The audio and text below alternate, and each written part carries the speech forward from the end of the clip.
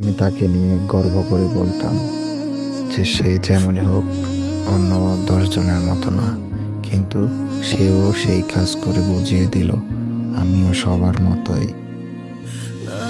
কথায় আছে না, অহংকার পতনের মূল। আগে ভাবতাম মানুষ এত বছরের সম্পর্ক কিভাবে শেষ করে দিয়ে চলে যায়।